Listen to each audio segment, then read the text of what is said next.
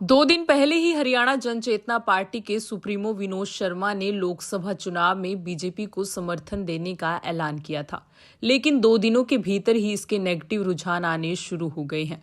आज अंबाला में हरियाणा जनचेतना को बड़ा झटका लगा जब कांग्रेस नेता रोहित जैन की अगुवाई में पूर्व पार्षद समेत पूरे गुगलानी परिवार ने अपने समर्थकों सहित कांग्रेस का दामन थाम लिया। भाजपा को समर्थन देने और मेयर चुनाव में पार्टी द्वारा जनता से किए वायदों के पूरा न होने से नाराज राजन गुगलानी परिवार ने हरियाणा जनचेतना पार्टी को छोड़कर वर्षों बाद घर वापसी कर ली है। राजन गुगलानी और उनकी पत्नी कांग्रेस से निगम पार्षद रह चुकी हैं। हरियाणा कांग्रेस के पूर्व कोषाध्यक्ष रोहित जैन ने पार्टी का पटका पहना राजन गुगलानी, रूपा गुगलानी और उनके बेटे गौरव को कांग्रेस में शामिल करवाया। राजन गुगलानी ने बताया कि विनोद शर्मा के साथ उन जैसे मेहनती कार्यकर्ताओं ने ही मिलकर हरियाणा जनचेतना पार्टी का गठन किया था, लेकिन जनता के काम न करने की बजाय पार्टी ने कई सालों से भाजपा के साथ हाथ मिलाया हुआ है।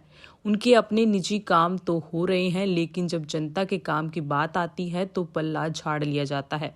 जनता के साथ दर्जनों वायदे करके शक्ति रानी शर्मा पार्टी से मेयर का चुनाव जीती थी, लेकिन अपने फायदे के लिए शर्मा परिवार ने बीजेपी के साथ हाथ मिला लिया। अब हरियाणा जनचेतना ने सरेआम ही भाजपा का समर्थन कर दिया है, तो शर्मा परिवार को 2000 नौकरियों समेत अपने सभी वायदे पूरे करने चाहिए। वहीं कांग्रेसी नेता रोहित जैन ने बताया कि अंबाला की जनता भाजपा और विनोद शर्मा के फ्रेंडली मैच का सच जान चुकी है। इसी कारण मजबूरन दोनों को साथ आना पड़ा। हरियाणा जनचेतना पार्टी के कई नेता उनके संपर्क में हैं जो जल्द ही कांग्रेस ज्वाइन करेंगे, क्योंकि उनके खून में कांग्रेस है। मेरा नाम राजन गोगलानी है। मैं कांग्रेस के अंदर बहुत से साल मैंने काम किया है, विभिन्न पदों पर रह चुका हूं और मैं इस समय जन चेतना पार्टी को छोड़ करके वापस आज अपने घर आ गया हूं, क्योंकि जन चेतना पार्टी ने जिसके अंदर 95% लोग कांग्रेस माइंडेड हैं, मैं उनको साथ था और हम ही ने जन चेतना को स्टैंड किया था मिलकर के विनोद शर्मा के साथ। लेकिन आज वो बीजेपी के साथ चले गए और हम वापस अपने घर आ गए हैं। और आगे भी जहां लोगों को मेरी ज़रूरत पड़ेगी, मेरे परिवार के लोगों की ज़रूरत पड़ेगी, वहां शैलजा जी का हाथ है मेरे सिर पे, तो प्रत्येक कांग्रेस वर्कर मेरे साथ खड़ा होगा और मिल करके काम करेंगे। किसी को कोई दिक्कत नहीं आएगी और इस चुनाव में भाई वरुण जी के साथ कंधे से कंधा मिला करके आगे चलेंगे। सभी भाई बहन मेरे चलेंगे और आगे जीत हासिल करके। सबसे पहली बात तो ये थी कि मैं लगभग 5 साल से बीमार था और दूसरी बात, लोगों के द्वारा सुना जा रहा था कि जन चेतना के द्वारा कोई काम नहीं हो रहा, ना ही मेयर मैडम के द्वारा और ना ही ऊपर शर्मा जी के द्वारा, जबकि उनका बेटा कार्तिक राज्यसभा का मेंबर बन गया था। अगर काम हो रहे थे तो उनके अपने हो रहे थे, बाकी किसी का कुछ नहीं हो रहा था। इस करके मेरा मुंह बंद हुआ कि जिसको भी भेजते थे काम करने के लिए वो आगे से खाली वापस आ जाता था।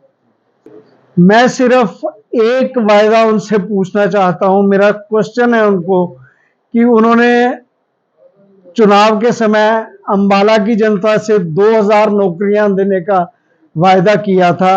अब भाजपा और जन चेतना इकट्ठी हो गई है आपस में और दोनों के हाथ बड़े अच्छे दिल से मिल रहे हैं और कार्तिक जी वो भी भाजपा की सपोर्ट में खड़े हैं। तो वो अब कुछ दिन के अंदर लोकसभा चुनाव के बाद कुछ टाइम मिलेगा थोड़ा सा, वो 2000 नौकरियां दे दे ताकि अंबाला के बच्चों का उद्धार हो सके। देखिए, हमारे पुराने मजबूत साथी अपनी पूरी टीम के साथ आज कांग्रेस उन्होंने दोबारा ज्वाइन की है।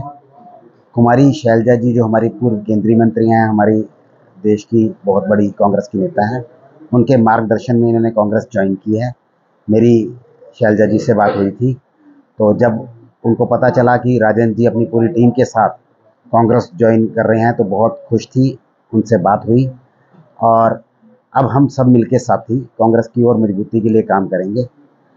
विनोद शर्मा जी ने जब अपनी पार्टी बनाई थी तो जितने साथी गए थे वहाँ पर उनको एक उम्मीद थी कि ये वापस कांग्रेस में आएंगे, लेकिन लगभग 10 साल विनोद शर्मा जी और उनके पारिवारिक पार्टी वाले उन्होंने लोगों को गुमराह किया और उनको एक तरह से मैं कह सकता हूँ धोखा दिया।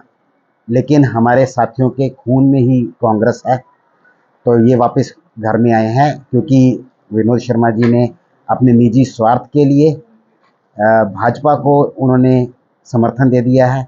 इसलिए हमारे ये साथी हैं वापस आए हैं और एक ये शुरुआत है, आगे बहुत लंबी लाइन है जो कांग्रेस को ज्वाइन करेंगे। और आप देखना आने वाले लोकसभा चुनाव में कांग्रेस पूरे देश में सरकार बनाने जा रही है।